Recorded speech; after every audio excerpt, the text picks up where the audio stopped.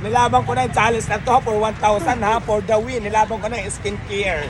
Nilabang ko talaga sa araw. Diba, madam? Merong challenge sa kanya na kumain ng Paris sa ibang tindahan.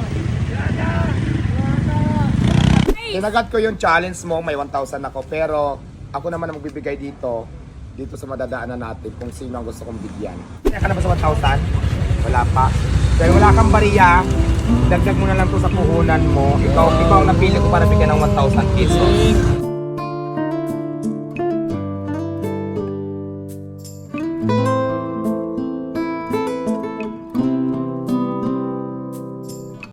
So ayan guys, pupunta lang kami doon sa may Parisan at kakain po ito si Diwata, no? Lalo na sa mga kompetensya niya. Ayan, kung makikita nyo, kasama natin yung isang vlogger din dito. Hanap ako ng parisan kasi nabahin ako. May parisan ba rito? Banda wala. Saan? Ayan. Hindi, pupunta dito ata meron dito. Matang Diwata! Nilabang ko na yung challenge na to for 1,000 ha, for the win. Nilabang ko na yung skincare. Nilabang ko talaga sa araw. Diba? Ayan, habang naglalakad kami, kita nyo, maraming mga nagpapapicture sa kanya. Grabe, katanghalian. No? In-accept niya yung challenge na kumain sa ibang Parisan. Okay. May Paris. Nahimik dito ah. Ayan, may Paris. Pakita mo may Paris. Kaya nga tayo pumasok may Paris eh. Pagkain ako ng Paris mo, madam. 90. 90. Wala bang tawad? O sige, pagkain nga. Isang order lang. Isang order lang? Dalawang order po kakain ko kami. Kakain ka din. Dalawang order! Hello. Sino may-ari si ate? Si madam. Si madam. Pero dapat part lang. Gano'ng katagal ang process natin? Okay, sige. Go, waiting dalawang order.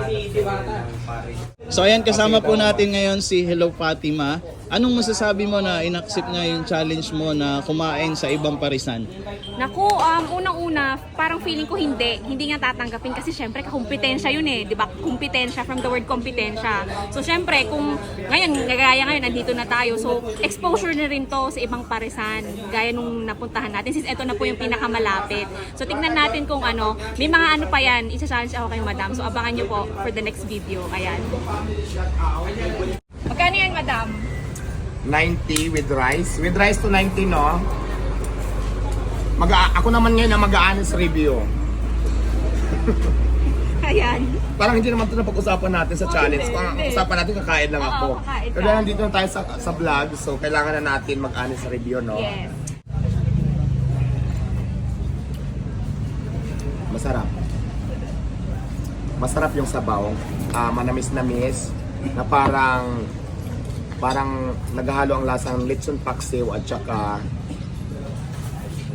calderita. Charing lang, hindi masarap siya. Masarap yung sabaw. May tamis-tamis. Kasi ang Paris talaga, iba-ibang siyang version. Pero yung version ni ate dito sa kainan ko, masarap naman siya. Ibang atake naman to.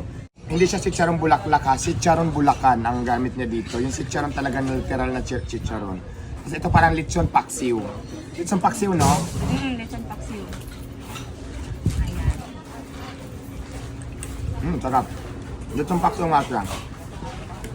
Paano nakagat ko yung dila ko? May nagchismisa na naman dyan. So, nagchismisa na naman ako. Ako, ilang taon? 42. Totoo yan, real yan. Well, so. Pero mukha lang ako 16 years old kasi baby face ako yun. Totoo nga si Madam Opak. Diba? Focus. Kahit i-focus mo pa, di ba? Magsa-70 naman kasi na-matured na ako dahil nainitan tayo kanina sa paglalakad natin mapunta dito. Nagkakangkong ako, okay, sideline ko na rin yan dati dahil, di ba, pagkakapirahan din siya sayang, tapos uling, ganyan, marami akong pinasukan. So, Alakal, ganyan. ano pa?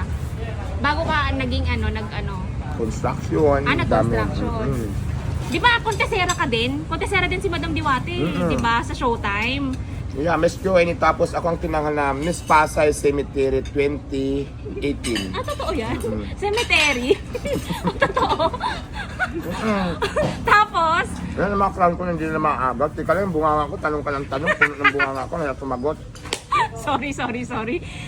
So, di bale yung ano po, naging kontesera ka sa TV, sa Showtime lang or may iba pang station? Meron, lumalaban ako ng ano, madalas kong salihan talaga yung hindi yung pa-cute na bakla na sa mga, kasi maraming klase ang pageant, mayroong Miss G Pangkalawakan, Miss G Bangungot, Miss G Nakakatakot, so mga ganyan. So mayroon naman Miss G na yung prestigious na Miss G na mga Diyos sa talagang labanan. So maraming klase ang pageant sa mga kabaklaan.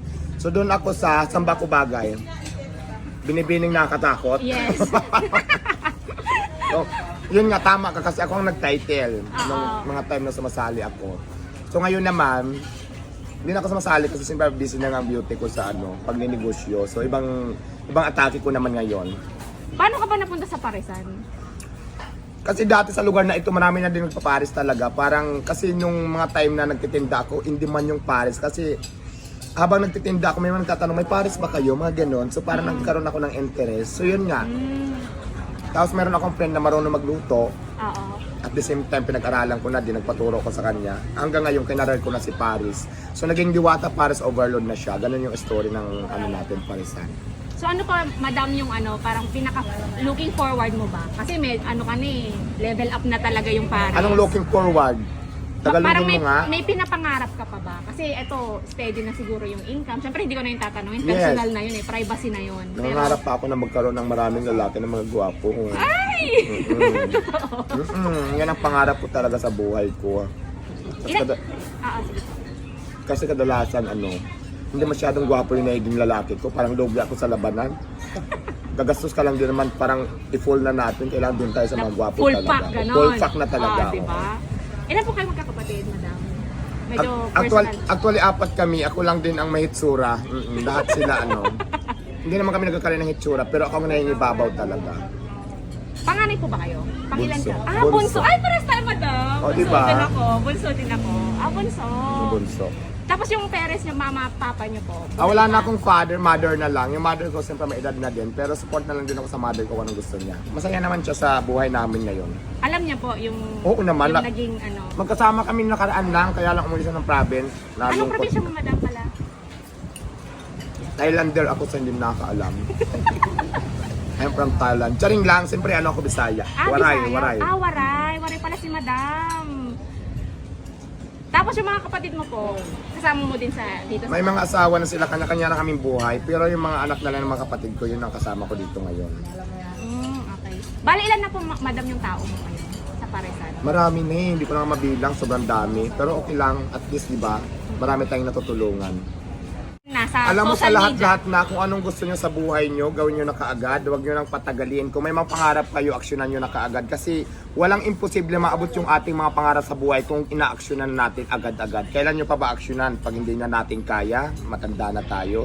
So kung may mga pangarap tayo, tuloy lang.